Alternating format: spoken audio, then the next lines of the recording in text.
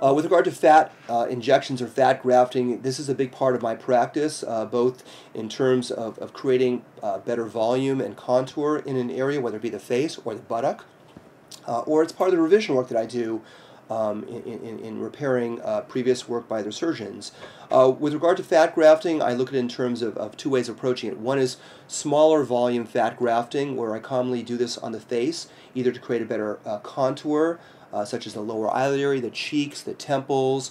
And in these patients, I commonly use what's called the additive system. It's a very precise way of removing the fat and also purifying it for fat grafting or stem cell grafting to the face.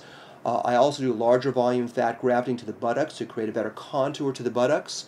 And then it's a big part of the revision work that I do in terms of repairing indentations or irregularities from liposuction surgery. But it's a very, very artistic procedure in terms of how well it's done, in terms of the way it's done. Don't forget that fat grafting, you actually are removing fat from an area, and you gotta also pay attention to getting a smooth result where you are removing the fat and not creating an irregularity or disproportion. And I so commonly see this done where patients have had fat grafting done and there was a good result from the fat grafting itself, but the surgeon did not pay attention to where he was removing the fat from and created problems and irregularities in those areas. So fat grafting is a beautiful procedure. It can create a permanent result, but also don't forget that where it's taken from, the fat grafting, that it has to be done properly.